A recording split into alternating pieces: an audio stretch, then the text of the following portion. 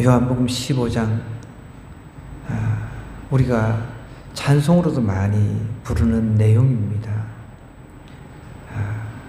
이 말씀 가지고 좀 깊이, 좀 평소보다 우리가 오늘 주신 말씀 한번 깊이 좀 묵상하고 이 말씀을 통해 도전받는 시간이 되었으면 좋겠습니다. 여러분, 농사라고 하는 것, 저도 어릴 때 농사를 지어봤는데 저는 돈을 수억을 준다 하더라도 나는 농사는 안 짓겠다고 나는 어릴 때부터 다짐한 사람입니다. 오늘 이 본문 배경에 보면 포도나무가 나오잖아요. 포도나무. 여러분, 특히 또 포도농사, 이게 장난이 아닙니다.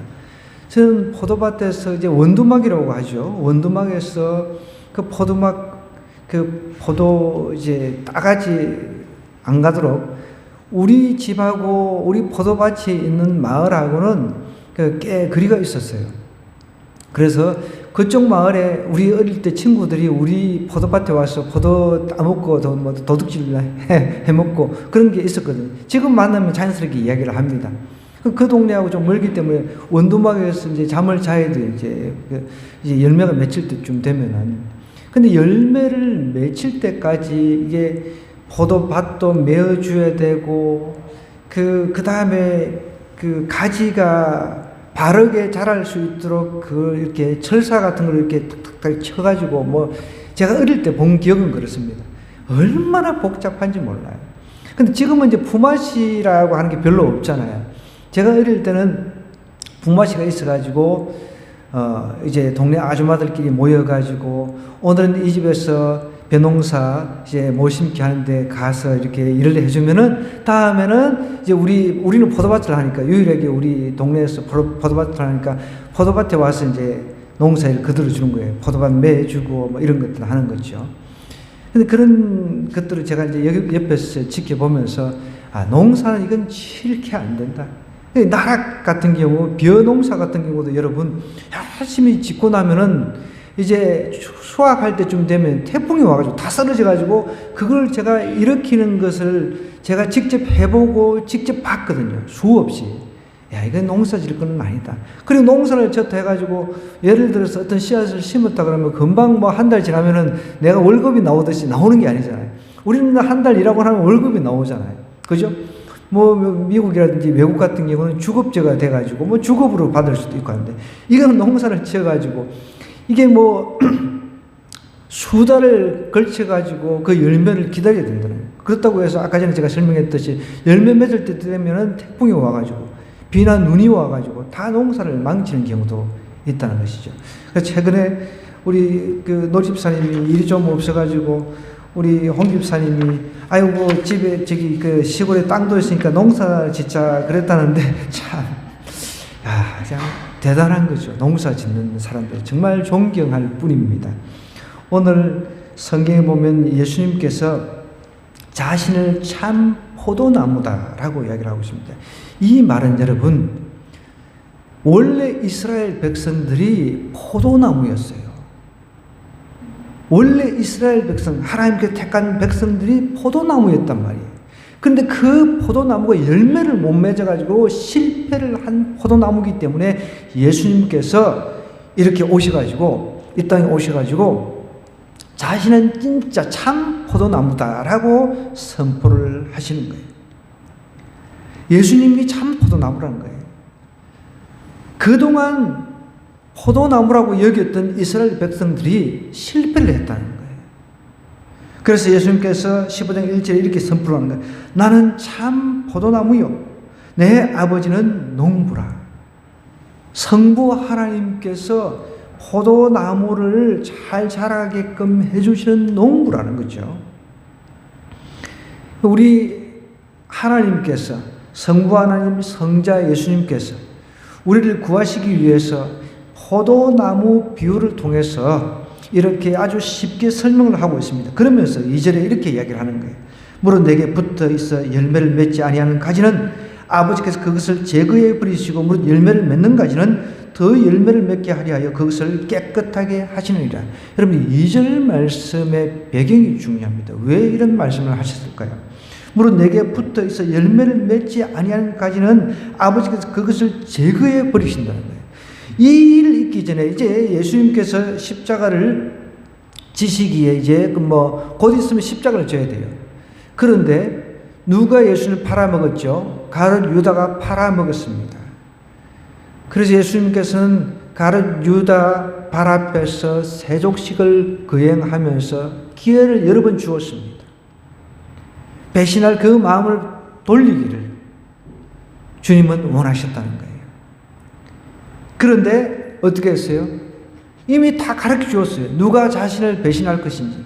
그럼에도 불구하고 여러 번 언지를 했음에도 불구하고 가룟 유다는 돈 때문에 그냥 이미 돈은 사전에 다 받아 먹었잖아요. 그죠?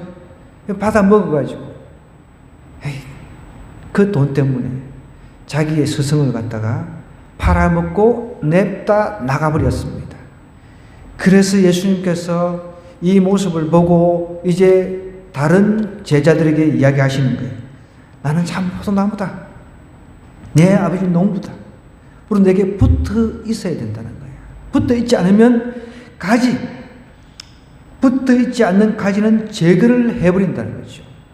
여러분, 포도나무는 이제 가지를 쭉쭉쭉 뻗어가지고 전정이라고 하는 것을 저는 이렇게 하는 걸 보았거든요. 제가 어릴 때니까 돌아가신 아버지가 막 이렇게 전정가위 그걸 가지고 가지치기를 해주는 거예요.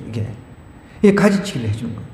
그럼 가지치기를 해주면 그 가지치기 해준 거는 이제 잘려져 나갔으니까 그냥 아무 소용이 없잖아요. 한쪽으로 이제 또 열매가 맺힐 수 있도록 이렇게 다 이렇게 그렇게 가지치기를 통해 가지고 다른 쪽이 더 열매를 풍성하게 맺힐 수 있도록 그렇게 해준다는 그 비유입니다. 그것을 제거해 버리시고 무릇 열매를 맺는 가지는 더 열매를 맺게 하여 그것을 깨끗하게 하신다 그랬습니다. 포도 열매를 맺지 못하는 가짜 포도나무 유대인들에게 지금 이 비유를 하고 있습니다. 뿐만 아니라 또 제자들 자기를 팔아먹은 가룟 유다는 이미 그냥 떠나버렸죠. 니네들도 저렇게 나를 팔아먹은 가룟 유다처럼 되지 않기 위해서 딱 누구한테 달라붙어 있으라고요? 예수님한테 달라붙어 있으라고 지금 이야기를 하고 있는 거예요. 우리도 마찬가지입니다. 예수님 잘 믿는다고 하면서도 어느 순간 나는 예수님 쳐다보기 싫다고 떠나버리는 사람들이 있습니다. 충분히 있습니다. 조금 힘들고 어렵고 그러면은 아이고 달라붙어 있기는 내 살기 바쁜데 그러면서 그냥 나 몰라라 하고 도망 냅다 가는 사람들이 있다는 것이죠. 저도 그런 사람들을 수없이 봤습니다. 정말 세례받고 눈물을 흘리고 온 성도들 앞에 간증하는 그런 사람이었습니다. 중국집 주방장이었어요. 그런데 어느 순간 교회를 휙 떠나버려가지고 정말 아예 그냥 저 사람이 예수님 믿었나 할 정도의 그런 사람이 되는 거죠. 또 어떤 분은 전도사였습니다. 전도사였는데 정말 하나님을 아주 나몰라라 해가지고 나중에 술 도박에 또 장녀들하고 어울리고 그런 모습을 제가 옆에서 지켜보았습니다. 제가 신문 배달하면서 공부할 때 그것을 제가 지켜보았어요. 오늘 우리 주님도 동일하게 그때 당시 제자들뿐만 아니라 유대인들에게도 이야기를 하셨고요. 오늘을 살고 있는 우리에게도 동일하게 지금 이야기를 하고 있는 거죠. 물론 내게 붙어 있어 열매를 맺지 아니하는 가지는, 그러니까 한마디로 포도나무가 있잖아요. 나무가 있으면 가지가 있는데 가지는 붙어 있어야 소용이 있는 거죠. 붙어 있어야 열매도 맺을 수 있는 건데 붙어 있지 않으면 안 된다는 것이죠. 그러면서 이렇게 이야기를 합니다. 열매를 맺는 가지는 더 열매를 맺게 해주겠다는 거예요. 주님 앞에 딱 붙어 있는 사람들은 열매를 더 풍성하게 맺힐 수 있다라고 주님이 이야기를 하고 있는 거죠. 그것을 깨끗하게 하신다면서 이제 3절에 보니까 너희는 내가 일러준 말로 이미 깨끗하여졌으니 내 안에 거하라. 이 말은 우리가 예수 믿어서 구원을 받았어요. 구원받았다 해서 우리가 실수 안 합니까? 구원받았다고 해서 우리가 죄를 안 짓습니까? 그러니까 구원받은 사람은 이제 과거의 죄, 현재의 죄, 미래의 죄가 다 예수님 때문에 해결이 되었습니다. 그러나 내가 지금 현재 자범죄, 스스로 짓는 죄 문제는 그때그때 내가 회개를 해야 된다는 것이죠. 그러면서 이제 주님 안에서 그 해야 될 이유가 여기 있다는 것을 4절에 이야기를 하고 있는데 한번 볼까요? 내 안에 거하라. 나도 너희 안에 거하리라. 가지가 포도나무에 붙어 있지 아니하면 스스로 열매를 맺을 수 없음과 같이 너희도 내 안에 있지 아니하면 그러하리라. 나는 포도나무에 너희는 가지라. 그가 내 안에 내가 그 안에 가면 사람이 열매를 많이 맺나니 나를 떠나서 너희가 아무것도 할 수 없습니다. 사람이 내 안에 거하지 아니하면 가지처럼 밖에 버려져 마른다는 거죠. 그뿐만 아닙니다. 사람들이 그것을 모아다가 불에 던져 사른다 그랬습니다. 이거는 뭐 포도나무 가지는 제가 포도나무를 뭐 이렇게 수없이 봐왔기 때문에 압니다. 이거는 뭐 장작으로도 쓸 수가 없습니다. 이게 포도나무는 말라 비틀어지면 이거는 뭐 장작으로도 쓸 수가 없어요. 그래서 주님께서 불에 던져 살라진다라고 하면서 계속 반복해서 이렇게 이야기를 하고 있습니다. 내 안에 거하라는 거예요. 너희가 내 안에 거하고 내 말이 너희 안에 거하면 무엇이든지 원하는 대로 구하라. 그리하면 이루리라 하면서 하나님 안에 거할 때 놀라운 기도의 응답이 일어난다는 것을 이야기를 하고 있습니다. 예수님이 참 포도나무. 이제 믿었던 유다인들이 포도나무로서 영적인 풍성함을 이제 하나님께서 기대를 하셨는데 전혀 그 기대에 부응하지를 못했습니다. 그래서 예수님께서 오셔서 자신이 참 포도나무다. 자신에게 꼭 붙어 있어야 된다. 그래야 실패하지 않는다. 실패하더라도 혹여 실패하더라도 다시금 일어설 수가 있다는 것을 이야기를 하고 있습니다. 자, 그러면 열매 맺지 못하는 가지는 버려진다고 했는데 한번 볼게요. 자, 2절에서 3절 다시 한번 가보겠습니다. 열매는 맺지 아니하는 가지는 하나님께서 제거해 버리시고 열매 맺는 가지는 더 열매를 맺게 하려고 하여 그것을 깨끗하게 하신다 하면서 너희는 내가 일러준 말로 이미 깨끗하여졌으니 내 안에 거하라 그랬어요. 여러분, 신앙의 열매 없는 사람들은 동일하게 이 말씀을 믿음으로 받아야 됩니다. 내가 신앙생활 하는데 잘함이 없어요. 버려질 수 있다는 거죠. 아기는 잘합니다. 아기가 우유를 먹으면서 이렇게 엄마 젖을 먹고 그 다음에 자라면서 나중에 단단한 음식을 먹으면서 계속 자라잖아요. 신앙도 자란다는 거죠. 신앙이 어떻게 보면 동적인 거죠. 움직이는 거죠. 신앙이라고 하는 게 눈에 보이는 게 아닙니다. 그런데 희한하게 그 신앙이 자란다는 거죠. 그 사람의 그 내면의 세계에서 신앙의 힘이 작용을 해서 점점점 자라는 거예요. 어제보다 오늘이 점점점 예수님을 닮아가려고 하고 이렇게 동적으로 믿음이 자꾸만 움직인다는 거죠. 그런데 신앙의 열매가 없는 사람은 버려진다라고 예수님께서 이야기를 하면서 어떤 열매를 맺어야 하냐? 우리는 포도가 열매를 맺듯이 회개의 열매가 맺혀져야 된다는 것을 이야기를 하고 있는 거예요. 날마다 내 죄를 회개하고 내 자신을 들여다보면서 회개의 열매가 맺혀지는 사람, 그런 사람은 이제 점점점 성스럽게 변해가는 거죠. 주님께서 원하시는 것은 이겁니다. 우리는 순식간에 내 어떤 기대에 부응하지 않으면 예수님 그냥 팔아먹어요. 예수님이 누구 뭐 다 팔아먹어요. 가룟 유다를 봤잖아요. 근데 제자들도 동일하게 그럴 수 있으니까 이제 한 명은 떠났지만 니네들은 나한테 딱 붙어 있어야 된다. 넘어질 수는 있지만 이미 구원받았지만 구원받은 사람들은 넘어질 수는 있지만 매일매일 매 순간 회개의 열매를 맺어야 된다는 것을 지금 이야기를 하고 있습니다. 뿐만 아닙니다. 우리가 지난번에 보혜사 성령님에 대해서 이야기를 했잖아요. 이게 보혜사 성령님 이야기하고 난 뒤에 일어난 거잖아요. 그죠? 성령의 열매 우리 9가지 다 외우고 있습니다. 대다수, 그죠? 못 외우시는 분도 있지만 성령의 열매를 맺어야 된다는 거죠. 한마디로. 성령께서 오셨기 때문에 성령께서 우리에게 가르쳐 주신 성령의 9가지 열매, 성령의 9가지 열매를 통해서 나의 성품과 가치관이 변해야 된다는 거예요. 가룟 유다는 돈 때문에 자신을 팔았습니다. 예수님을 팔았습니다. 그런 니네들은 어떤 그 가치관이 돈 때문에 누군가를 팔아버리고 돈 때문에 그렇게 해서는 안 된다는 것을 이야기하는 거예요.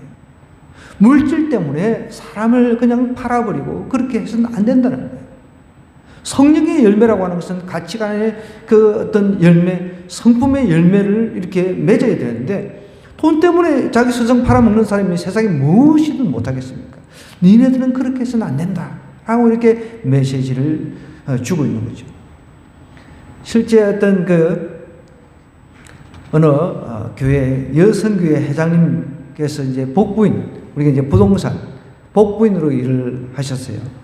맨날 이제 부동산만 이제 보러 쫓아다니는데 어느 날 여선교회 헌신 예배 때 우리 다 같이 찬송가 102동을 부르겠습니다. 맨날 아파트 동만 쫓아다니다 보니까 이게 이 찬송가 몇 장이 아니라 찬송가 몇 동, 여러분 오늘 우리 찬송가 102동 부르겠습니다. 이게 툭 튀어나오는 겁니다. 숫자만 나오면 아파트 동 생각하는 거죠. 가룟 유다는 돈 때문에 예수님을 팔아먹었어요.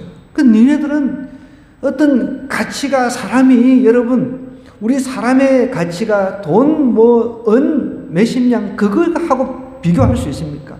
우리는 하나님의 형상으로 만들어진 정말 기가 막힌 그런 존재라는 거죠.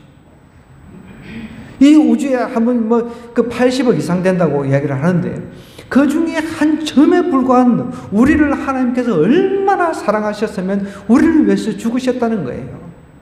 우리 죄값을 치르기 위해서 다시금 살아나셨다는 거예요. 그런 거 생각하면 정말 우리가 감사가 절로 나올 수밖에 없는 거죠. 우리는 저 우주에서 보면은 여러분 점에 불과하죠. 점에. 근데 그 점에 불과한 우리를 너무 사랑한다는 거죠. 주님. 그러니까 사람을 어떤 물질로 평가하지 말라는 겁니다. 물질 때문에 뭔가 팔아버리는 그 가룟 유다처럼 니네들은 그런 사람이 돼서는 안 된다는 겁니다. 예수님께서 그러면서 이제 보혜사 성령 이야기를 하시면서 보혜사를 보내주시겠다고 하면서 주님 안에 붙어만 있기만 하면 주님이 이렇게 세워주신다는 거죠. 우리 인간의 능력은 해결할 수가 없지만 주님이 함께 해주시겠다. 내 안에 붙어 있기만 한다면. 그러면 이제 열매를 맺기 위해서 어떻게 해야 되는지 계속해서 반복해서 하는 내용이 오늘 이제 여기 4절부터 11절 내용 주님 안에 거해야 된다라고 이야기를 하는 겁니다. 4절부터 11절 다시 한번 가보겠습니다. 내 안에 거하라. 나도 너희 안에 거하리라. 가지가 포도나무에 붙어 있지 아니하면 스스로 열매를 맺을 수 없음 같이 너희도 내 안에 있지 아니하면 그러하리라. 나는 포도나무요 너희는 가지라. 그가 내 안에 내가 그 안에 거하면 사람이 열매를 많이 맺나니 나를 떠나서 너희가 아무것도 할 수 없습니다. 사람이 내 안에 거하지 아니하면 가지처럼 밖에 버려져 마르나니 사람들이 그것을 모아다가 불에 던져 사른다 하면서 하나님 특별히 예수님 안에 거하라는 거죠.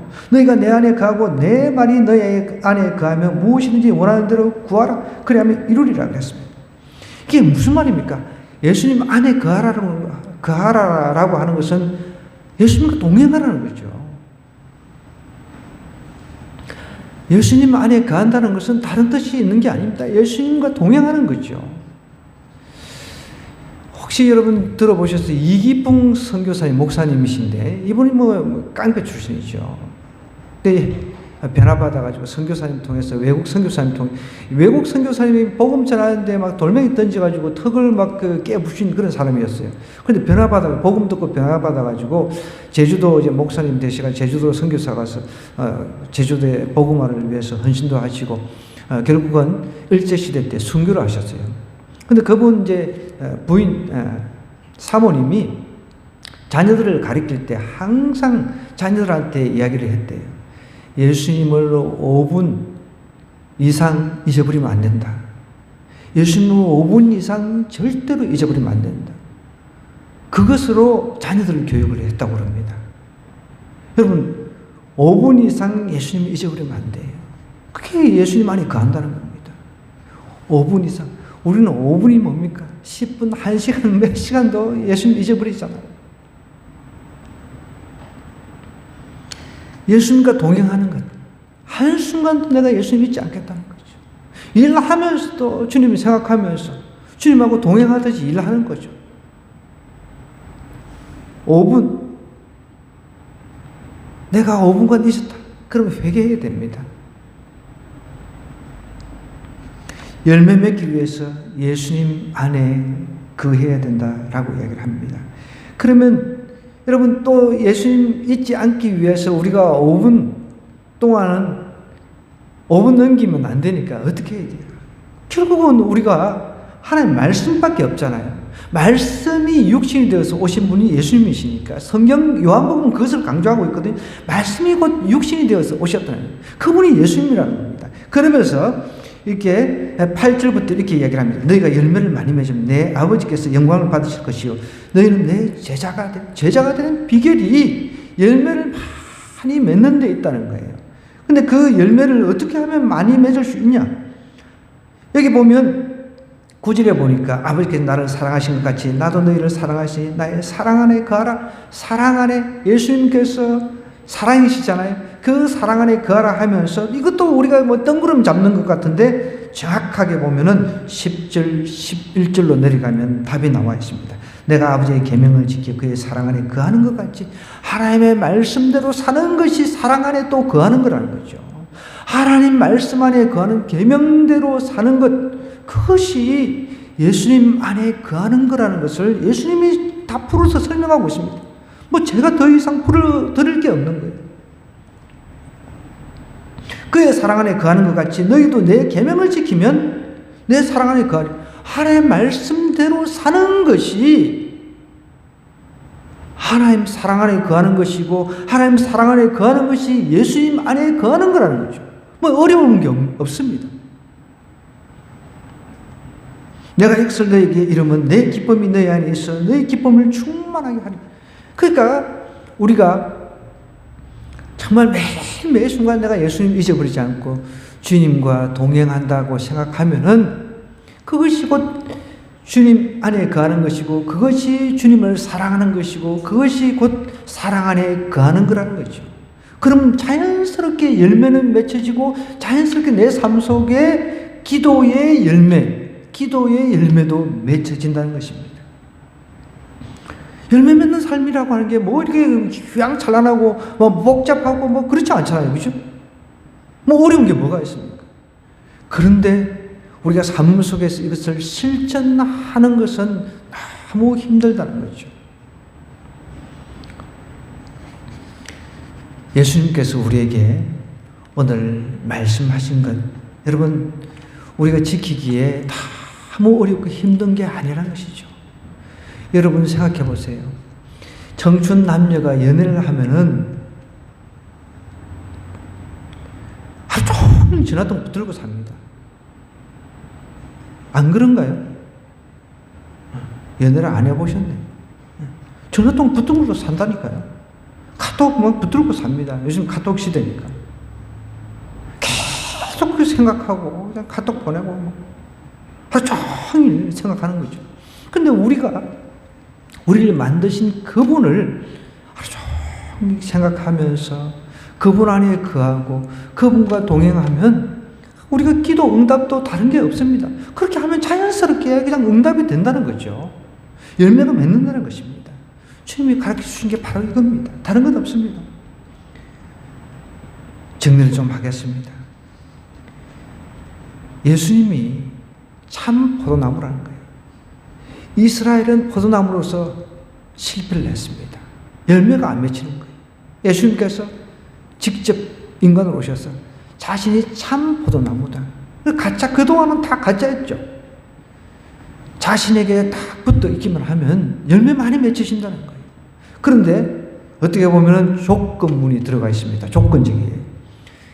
그 가지, 예수님이라고 하는 참 포도나무 가지 안에 붙어 있지 않는 사람들은 잘려서 나간다는 거, 불태워진다는 겁니다. 어떻게 보면 굉장히 무서운 그런 표현이기도 합니다. 여러분, 우리 삶 속에 나를 좀 주관적인 아닌 객관적으로 좀 바라볼 필요가 있습니다. 내가 신앙생활을 하면서 열매가 자꾸만 맺혀지고 있는지, 또 영적인 면에서 자라고 있는지, 그래서 항상 내 자신을 객관적으로 바라볼 줄 알아야 된다는 거예요. 물론 우리는 업, 다운 막 이렇게 신앙생활 하면서 넘어지기도 하고 그렇지만 결국은 주님께서 이끌어 가시는 거죠.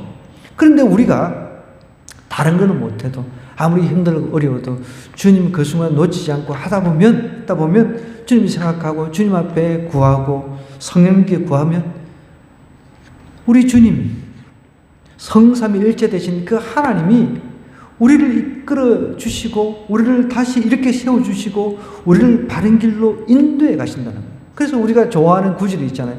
합력해서 선을 이룬다는 거예요. 모든 것이 합력해가지고. 그건 진리입니다. 그러니까 하나님은 악도 선으로 바꾸십니다. 욥기를 통해서 그걸 우리가 보잖아요. 욥을 사단이 테스트를 했어요.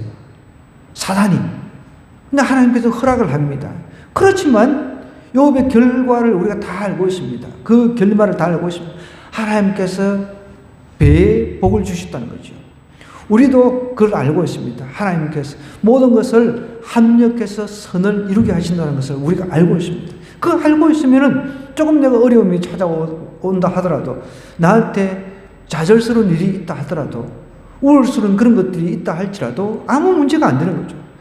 하나님께서 나에게 반드시 더 좋은 곳으로 열매 맺게 해주실 거라는 믿음이 있다고 한다면 그것이 나를 잠시 마음을 조금 이제 하나님께 떠나게 했을 수는 있을지 모르지만 결코 하나님을 완전히 떠나게는 하지 않는다는 거예요. 가룟 유다는 하나님을 완전히 떠나버렸습니다. 그런데 보십시오. 제자들은 이 말씀을 들은 제자들, 내 안에 그 하나 붙어 있어야 된다라고 이제 예수님 앞에 이제 이 가르침을 받던 제자들은 예수님께 부활하시고 난 뒤에 그 모습을 보고 확실한 믿음 안에 거하게 됐죠. 죽음도 두렵지가 않습니다. 주님 안에 거하게 되면 죽음도 두렵지가 않다는 거죠. 하나님께서는 그런 힘을 우리에게 주신다는 것입니다. 이번 한 주간 주님 안에 거하는 여러분 되어서 정말 주님이 주시는 놀라운 영적인 것을 다 누리는, 열매를 맺고 막 누리는 저와 여러분 되기를 주님으로 간절히 부탁드립니다.